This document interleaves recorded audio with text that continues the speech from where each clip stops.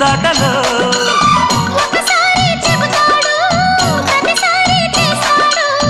అంటూనే చీపాడు అందంతో రాపాడు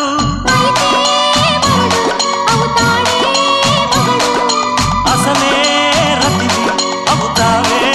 సతివి ఘుమ్ ఘుమాయించు కొంచెం